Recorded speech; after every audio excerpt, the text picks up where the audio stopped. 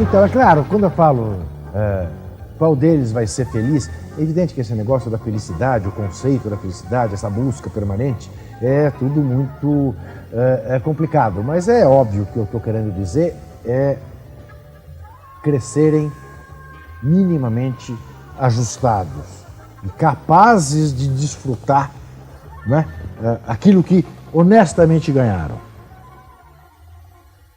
Até porque, Juca, nós já, o país inteiro já viu casos lamentáveis de jogadores que ganharam muito dinheiro e acabaram na miséria. Justamente é o que nós não queremos ver mais daqui para frente, claro, com os nossos jovens, né? Então tudo isso é um trabalho que deve ser feito antes. E eu espero que o Neymar, todos esses outros garotos sejam muito bem orientados, sejam muito bem preparados para o momento de uma partida, mas isso tem que ser feito antes da partida, claro, não na véspera de tirar o passaporte e de ir, claro, para o aeroporto. Isso é todo um processo. É uma, né, coisa ao longo da vida. Uhum. Né? Eu, quando morava em Santos, você lembra, eu fui procurado pelo pai do Giancarlo Sciarra. Uhum. Foi em casa, tal, queria algumas orientações, e nós conversamos bastante a respeito daquele menino, que é um outro talento, né? Apesar que eu coloquei, porque você tem um garoto hoje com 12 anos, que é um talento, nada garante que daqui 10 anos ele continuará sendo. Claro. Ele pode mudar, ele muda fisicamente, ele muda, enfim, uma série de coisas que nós temos que levar em consideração. Então, por isso que nós temos essa preocupação de orientar o atleta, que aliás era a função que eu desempenhava no Campus Pelé, era apenas uma parte do projeto. Nós temos que cuidar desse atleta, porque se ele não der certo dentro de campo, ele pode ter uma condição mínima de enfrentar a vida numa outra atividade. Eu acho que isso é o princípio de tudo, né? Que é uma base aliada a uma base familiar, que muitas vezes esse garoto não tem. Aliás, Juca, a gente vê muitas críticas, os clubes tal, tratam mal os garotos, mas eu te falo que tem garoto que, se não fica no clube, ele na casa dele ele passa mais necessidades, ele passa... Uhum. É pior do que se ele está no clube.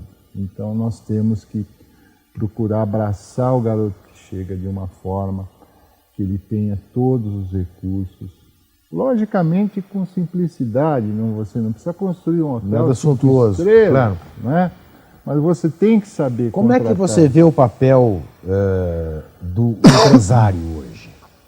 Né? Porque o empresário é um pouco, vamos dizer, o cara que apanha de todos os lados, que apanha na demagogia do discurso do Cartola, que invariavelmente está até parceiro do empresário, mas enfim, o empresário é o cara que escolheram para ser o Judas. Né? Como é que você vê? Então, escolheram porque ele é a única forma de possível para isso, né? Porque senão não teria como, né? Se o Milan chegar, ligar para um determinado clube do Brasil e perguntar quanto é que é tal jogador, o clube vender direto para o Milan, como é que faz? Isso. Tem que entrar 100 no caixa lá, que saiu 100 lá, e entrar que chegou 100 aqui. Isso. Né? Isso. Passando pelo Banco Central, enfim, a burocracia. Uhum. Então aí não dá liga, né, Ju? Não dá liga.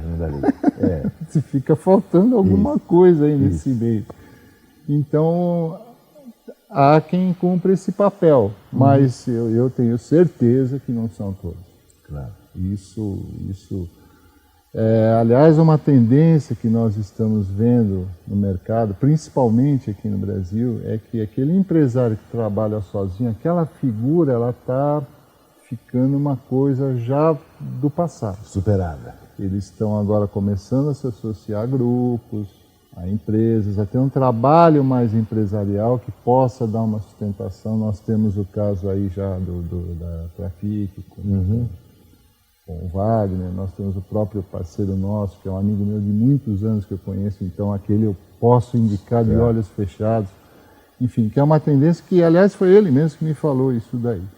Então eu acho um caminho O próprio salutar. trabalho do Brunoro com o Grupo Pão de Açúcar vai um pouco por esse caminho também, não vai? Vai um pouco por esse caminho. Tá? Na verdade, não tem essas parcerias com empresários e tal, mas o trabalho na formação do atleta é um trabalho bem feito. Eles oferecem uma estrutura, preparam o garoto. Agora, não é um pouco, aí que está, Fifi, não é um pouco poesia nossa achar que alguém que esteja essencialmente preocupado com a rentabilidade e, portanto, mas com a rentabilidade inteligente, ou seja, entregando pessoas mais bem formadas, mais integradas, mas que haja ao mesmo tempo a preocupação com aquele que mostrou que não vai ser atleta profissional de sucesso, dar algum tipo de assistência para que ele possa ser um profissional em outra área bem sucedido? Então, isso é possível porque você trabalha, Juca, com o grupo todo. Você não tem como prever, olha, aquele vai dar, então o resto eu não vou nem ligar, vou trabalhar só nesse aqui. Não, você trabalha com todo mundo. Então, obviamente, alguns que não vão continuar na carreira vão ter esse benefício. Agora, um detalhe importante, Juca, que eu vejo, eu sempre coloco isso para as pessoas, se você fizer um trabalho no futebol do mesmo jeito que todo mundo faz, por uma questão de lógica, o resultado que você vai obter vai ser o mesmo que os demais. Eu acho que isso daí... Sim. Então, o que eu falo? Nós temos que criar esses diferenciais. E esses diferenciais competitivos são o quê?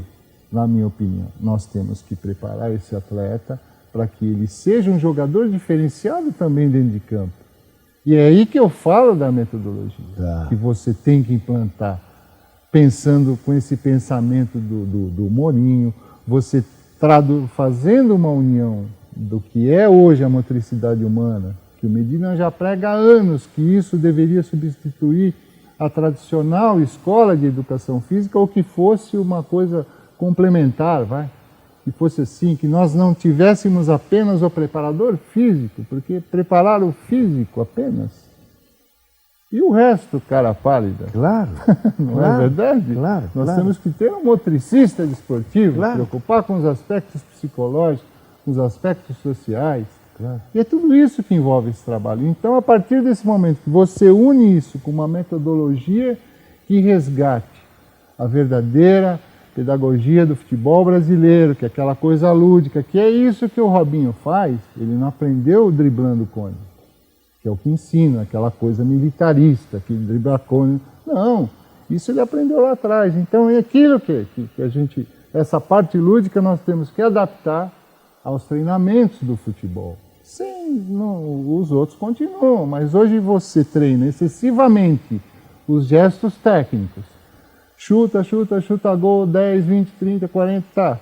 E depois, mas no jogo acontece aquela situação, dribla cone, que nem teve uma coluna brilhante de Tostão recentemente, que ele fala do treino da seleção. Então, mas aquilo lá, para que serve?